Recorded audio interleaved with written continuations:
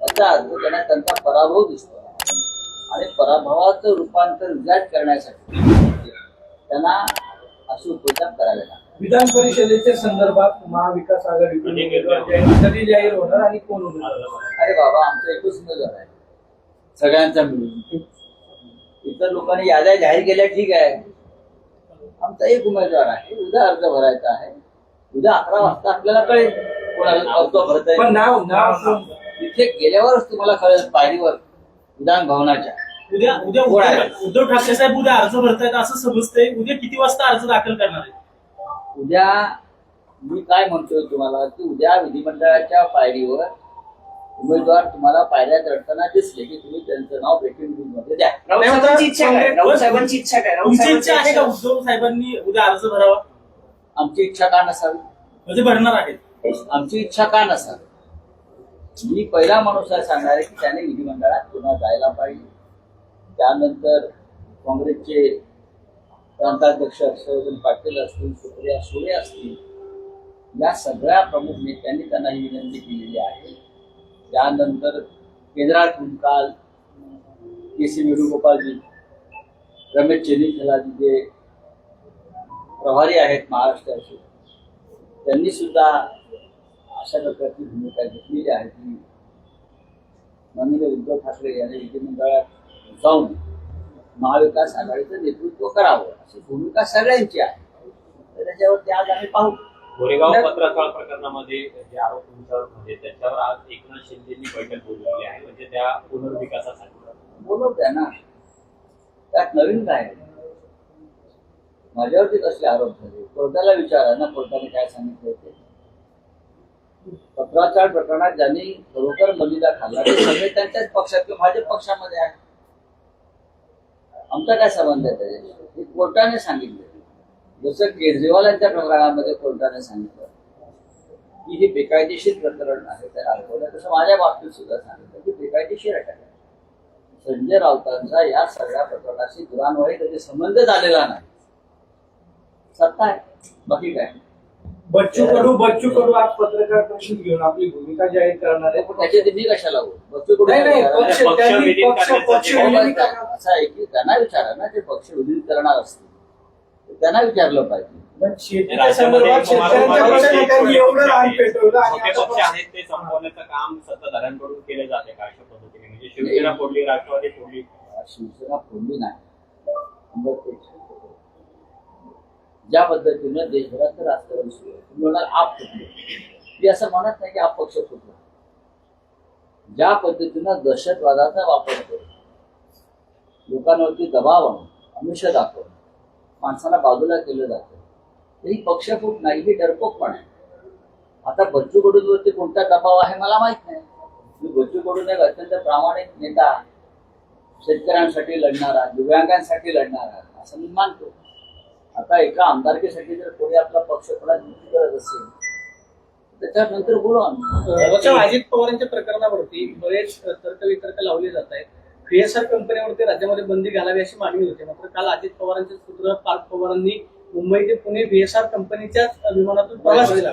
म्हणजे तुमचं काय म्हणणं? मी काय अजित पवारांच्या प्रकरणामध्ये राज्य सरकारकडून पावलं उचलली जात नाही, तपास केला जात नाही. राज्य सरकार इथेच आहे ना, पुण्यात जास्त.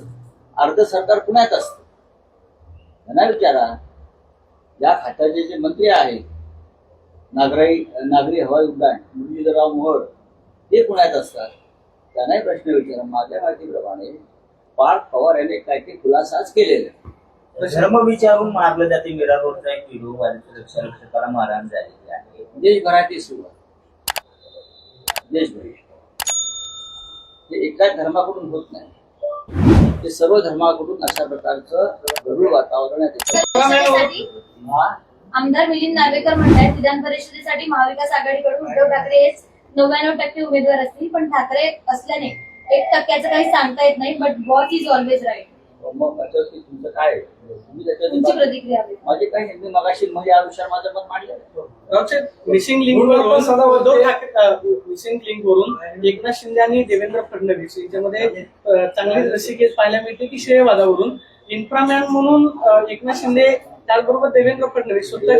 मला तुम्ही प्रश्न विचारताय तो सरकारमधला अंतर्गत विषय आहे. श्रेयवाद आघाडीच्या किंवा युतीच्या कोणत्याही सरकारमध्ये श्रेयवाद हा कायम असतो. सरकार कोणाचे असो त्याच्यामध्ये फक्त केंद्र सरकारमध्ये सर्व श्रेय मोदींना मिळतं. गडकरीने किती काम केलं, नितीन गडकरीने किती रस्ते बांधले, किती पूल बांधले, किती इन्फ्रास्ट्रक्चर उभं केलं, तरी श्रेय मोदींचं. महाराष्ट्रामध्ये आघाडीचं सरकार आहे, दुर्दैवाने अजित पवार नाही, नंतर 3 पक्षांमध्ये कायम श्रेयवादाची लढाई झाली. देवेंद्र फडणवीस काही सक्षम आहेत या सगळ्यांवरती उत्तर देण्यासाठी. शिवाजी कोळवट हा जो पुस्तक आहे, आपल्याला वाटतं की हे विषय आता मुद्दा म्हणून काढले जात आहेत. कुठल्याही निवडणुका नाहीत, पण 5 राज्यांच्या निवडणुकावर त्याचा परिणाम होईल. कशा करता शिवाजी कोळवट या कशा पुस्तकाचा करता त्यांचा असं हेतू असू शकतो असं वाटतं. हा लहान माणसं आहेत ज्यांनी हा वाद निर्माण केलाय, ज्यांनी हा वाद निर्माण केलाय आणि ती उगाच आंदोलनं करतायत, त्यांनी शांत बसायला. 40 वर्षापूर्वीचं पुस्तक आहे गोविंद पानसरे यांनी, तेव्हा कधी वाद झाला नाही. ते पुस्तक आधी वाचलंय का वाद करणाऱ्यांनी?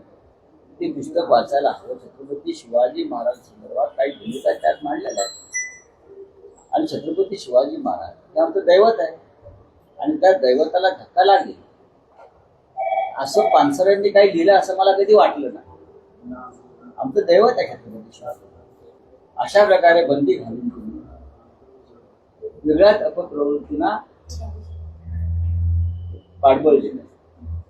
शिवाजी महाराजांनी राज्य हा देश आणि विश्व याला दिशा दिली आणि आजही एक योद्धा म्हणून शिवाजी महाराज हे जगासाठी आदर्श. अशा वेळेला कोणी एखादं पुस्तक लिहिलं आणि कोणीतरी त्या पुस्तकावर बंदी घालण्याची मागणी केली म्हणून छत्रपतींचं मोठेपण अजिबात कमी होत नाही. गुणरत्न सदावर्ते सातत्याने सोड रे. नगरपालिकेमध्ये जो पराभव झाला त्याच्यानंतर कोणाचा पराभव झाला? शिवसेनेचा मग कोणाचा एक नगरसेवक निवडून आले, त्याच्यानंतर पक्ष संघटनेत काय बदल केले जाणार आहेत का पुढील काळात? मला दिसतील लवकर. काल पुण्यामध्ये पवार कुटुंबाची बैठक पार पडली. बाबा बरं आहे, तुम्हाला पवार जेवायला बोलवलं नाही का? नाही, असे ज्यावेळेस कुटुंब एकत्र येतं त्यावेळेस चर्चा सुरू होती की मग 2 राष्ट्रवादी काही एकत्र येणार का?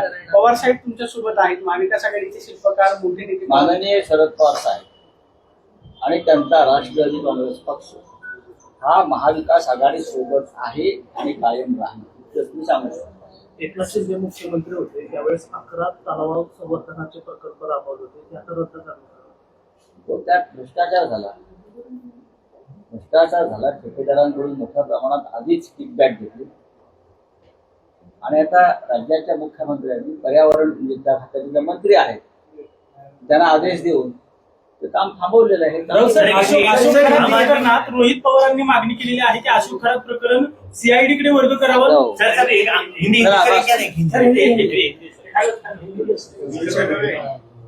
सर पश्चिम बंगाल के दूसरे चुनाव होने वाले हैं. बीजेपी ने बहुत सी ताकत लगाई है वहाँ पर. क्या लगता है इस बार बीजेपी वहाँ पर आएगी, ऐसा बोले जा रहे हैं? बीजेपी ने ताकत तो लगाई. कोई भी चुनाव में अगर कोई पॉलिटिकल पार्टी राजनीतिक दल तो केंद्र में सत्ता में है तो अगर ताकत लगाती है तो उसमें कोई गलत बात नहीं है, लेकिन इसे मैं ताकत नहीं कहता. ये एक प्रकार का टेररिज्म है जो पश्चिम बंगाल में चल रहा है. 2.5 लाख से ऊपर पैरामिलिट्री फोर्स,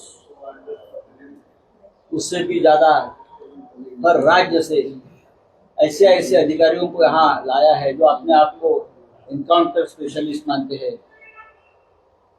ऐसे अधिकारी लाकर मतदाताओं को, उम्मीदवारों को टेरराइज कर रहे.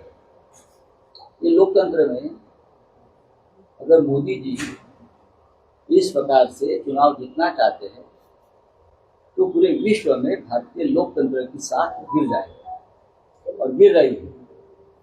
मोदी जी को समझना चाहिए आप जिस मार्ग को चुना है पश्चिम बंगाल में वो अराजकता का मार्ग है. आप पैरामिलिट्री फोर्स के साथ चुनाव आयोग जो बैठा है उनके साथ अलायंस करके आप चुनाव नहीं जीत सकते. इस देश को आप अंधकार में ढके हुए हैं। इस देश का लोकतंत्र आप खत्म कर रहे हैं। लेकिन मुझे पूरा विश्वास है पश्चिम बंगाल की जनता को है, वो ये मोदी के जो चाल है या अमित शाह की जो चाल है उसको नकार देगा। सर, आम आदमी पार्टी के नेताओं ने न्यायपालिका के खिलाफ खुलकर विरोध किया है, क्या बताएंगे? क्या आम आदमी पार्टी के बड़े नेताओं ने न्यायपालिका के खिलाफ खुलकर विरोध किया है। सबको करना चाहिए। इस देश में न्याय व्यवस्था कहाँ बची है? इस देश में अगर निष्पक्ष न्याय व्यवस्था होती तो 4 साल से